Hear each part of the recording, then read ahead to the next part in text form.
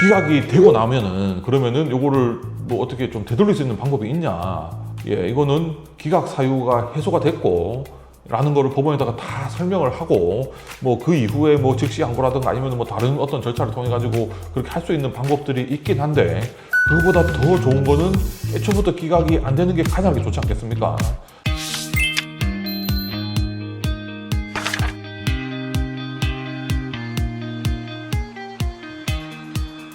안녕하세요. 리얼회생 이창희 변호사입니다. 개인회생 이런 거를 좀 알아보시는 분들 중에서 개인회생 신청을 했다가 이게 안 되면 어떡하지? 라는 걱정을 하시는 분들이 매우 많은 것 같습니다. 이제 요 요건에 맞지가 않으니까 신청서를 접수를 했다고 하더라도 바로 요거에는 좀 안 된다, 기각이 된다. 이런 경우들이 좀 있습니다. 개인회생 같은 경우에는 그 금액의 상한선이 있습니다. 그래서 뭐 담보 채무 기준으로 해가지고는 15억, 그리고 일반 뭐 무담보 채무 기준에서는 10억 미만인 경우에 한해가지고 좀 개인회생의 대상이 됩니다. 근데 내가, 이 담보대출이 뭐 20억이다, 20억이 있다. 그런 경우에는 개인회생을 하고 싶어도 개인회생을 할 수가 없다는 겁니다. 두 번째, 개인회생 제도라고 하는 거는 당연히 소득이 있어야 됩니다. 소득. 회생 기간 동안에 요 변제 계획안을 수행할 수 있는 정도의 지속 가능한 그런 소득이 있는지를 좀 보는 것 같습니다. 그래서 만약에 소득이 좀 없거나 또는 이제 법원에서 봤을 때 이게 좀 지속 가능하지 않은 것 같다라고 하면은 요거는 회생이 안 된다라고 이제 판단을 한다는 겁니다.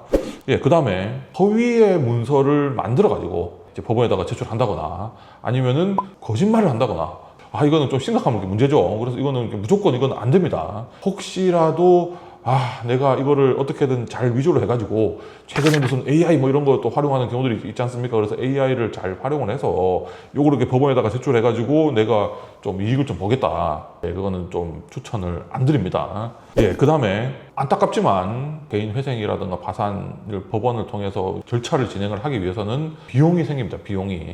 뭐 인지대라든가 송달료라든가 예납금이라든가 이런 것들을 좀 납부를 하셔야 됩니다.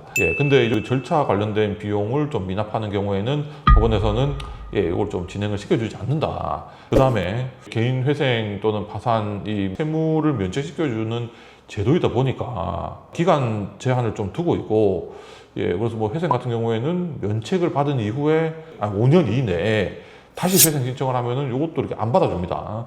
파산 같은 경우에는 면책 이후에 7년이면 7년. 그 기간 내에 다시 회생 신청 또는 파산 신청을 하게 되면은 이것도 안 된다. 이것도 좀 잘 알아두셔야 되고 이제 뭐 저희가 좀 중요한 원칙이라고 좀 말씀을 드린 것 중에서 이제 청산가치 보장의 원칙이라는 걸 제가 좀 말씀드린 적이 있습니다. 그래서 내가 청산가치가 1,000만 원 정도가 있는데 내가 이 내 능력껏 아무리 돈을 벌어서 갚으려고 해도 한 달에 10만 원, 20만 원밖에 갚지를 못한다.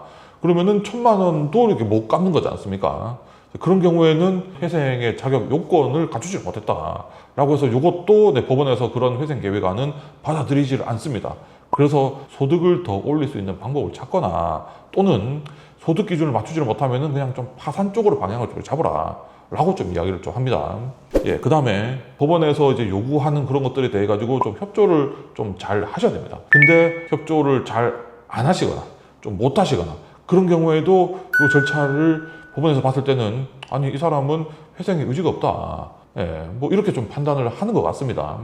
그 다음에 실제로 이제 문제가 되는 것들 말씀을 드리면은 첫 번째 6개월 또는 뭐 3개월 이내에 갑자기 최근에 들어서 내가 채무가 많이 생겼고 그래서 내가 이거 회생이 뭐 신청을 해도 기각되는 거 아닙니까? 이렇게 좀 걱정을 하시는 분들이 좀 많이 있으시고 예를 들어서 집안에 누구 가족 중에 한 명이 좀 큰 수술을 해야 되고 그래서 그 수술비를 마련을 해야 되는데 다른 방법은 도저히 없고 그래서 내가 일단은 대출을 받아가지고 요거를 좀 하긴 했는데 요 대출을 내가 도저히 갚을 방법이 없다. 그래서 법원 입장에서는 최근 채무가 있다 그 자체보다는 그 최근 채무가 왜 생기게 됐고 이제 그런 것들을 좀 오히려 더 좀 보는 것 같습니다. 그 다음에 주식 또는 코인, 그 다음에 도박, 투자 이런 거를 하시다가 돈을 날린 경우들이 좀 있습니다. 일단 법원의 입장은 주식이나 뭐 코인 이런 거 투자 정도는 크게 문제 삼지는 않는 것 같다. 근데 이게 금액이 너무 크다거나 만약에 채무가 3억인데 그 중에서 2억 5천이 코인 투자 실패로 인해서 생긴 채무다 라고 하면은 법원에서는 뭐 그래 이거는 좀 투자긴 하지만 너무 과하다. 그래서 그거에 대한 페널티를 좀 부여하는 것 같습니다. 페널티라고 하는 거는 일단 변제 금액의 문제라든가 또는 변제 기간 뭐 이런 거에 있어가지고 좀 페널티를 주는 경우들이 있다. 근데 도박이라던가 그런 경우까지 법으로 보호해 줄 수는 없다. 그래서 도박 같은 경우에는 전에 그걸 다 변제할 거를 좀 각오를 하셔야 된다. 세 번째로 법원에서 가장 많이 나오는 보정이 본인 계좌 내역 또는 뭐 카드 내역 이런 것들 중에서 큰 금액이 좀 왔다 갔다 뭐 한 거라든가 이런 게 있으면은 이거를 다 설명을 하라고 합니다. 돈이 나갔는데 설명을 제대로 못 하는 경우에는 재산을 은닉했다. 라고 이제 보는 것 같고요. 이제 그 금액만큼은 이제 청산 가치에다가 좀 반영을 하라. 그래서 뭐 좀 사용처가 불분명하다거나 그런 것들이 좀 있는 것 같다라고 하면은 미리 저희한테 이거를 좀 말씀을 해주셔야 됩니다. 그 다음에 좀 편파 변제 경우가 좀 있는 것 같습니다. 편파 변제가 뭐냐면은 법으로 채권자 평등의 원칙이라는 게 좀 정해져 있습니다. 임의로 특정 채권자들만 골라가지고 그 사람한테만 채무 변제를 했다라고 하면은 요게 내가 뭐 빌린 돈을 갚는 건데 무슨 문제냐 라고 좀 생각할 수 있지만 채권자 평등의 원칙에 위배되는 행위라는 거죠. 그래서 편파 변제는 원칙적으로 좀 금지가 되어 있고 그 편파 변제를 한 것으로 보인다라고 하면은 다 청산 가치에 반영하라. 그러면은 그만큼 내가 갚아야 될 돈이 더 늘어날 수 있다는 거죠. 이 금액이 크면은 기각에 이르기까지도 하는 경우들도 있는 것 같고요.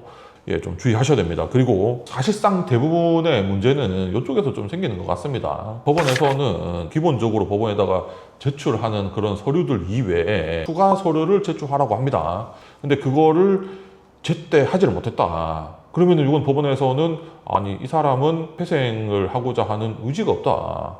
지금 법원은 그렇습니다. 지금 현재의 문제를 해결하기 위해서 노력을 하면은 그거에 대해 가지고 좀 심사를 하고 법이 허용하는 이제 보호 및 구제를 해주겠다는 거지. 아무런 노력조차 하지 않는 사람을 법원에서 찾아다니면서 이거를 어떻게든 도와주고 할 수가 없습니다. 그래서 이거는 불성실한 채무자로 판단을 해가지고 우리는 이거를 더 이상 도움을 줄 수 없습니다. 라는 게 좀 기본적인 입장인 것 같습니다. 그래서 법원에서 요청하는 거에 대해서는 협조를 할 각오를 하고 이런 거를 감안을 해가지고 좀 진행을 하셔야 됩니다. 기각이 되고 나면은 그러면은 요거를 뭐 어떻게 좀 되돌릴 수 있는 방법이 있냐. 이거는 기각 사유가 해소가 됐고 라는 거를 법원에다가 다 설명을 하고 뭐 그 이후에 뭐 즉시 양도라든가 아니면 뭐 다른 어떤 절차를 통해 가지고 그렇게 할 수 있는 방법들이 있긴 한데 그거보다 더 좋은 거는 애초부터 기각이 안 되는 게 가장 좋지 않겠습니까? 그래서 제가 좀 권해 드리는 거는 나한테 기각 사유가 있는지를 먼저 한번 확인을 한번 해보시는 거. 그 다음에 그 기각 사유가 있으면은 그거에 대해 가지고 문제를 해결을 다 하고 그렇게 진행하시는 게 가장 좋습니다. 그리고 또 이제 법원 뭐 진행하는 기간 동안에 법원에서 나오는 어떤 것들도 어떻게든 협조를 해서 저희하고 같이 좀 방법을 찾는다든가 그런 식으로 해가지고 좀 문제를 다 해결을 하고 기각이 안 될 수 있도록 그렇게 좀 진행을 하시는 거를 좀 추천드립니다. 뭐 오늘 영상도 조금이라도 좀 도움이 되셨기를 바라고 다음에도 더 좀 도움이 될 만한 그런 내용을 가지고 찾아뵙도록 하겠습니다. 감사합니다.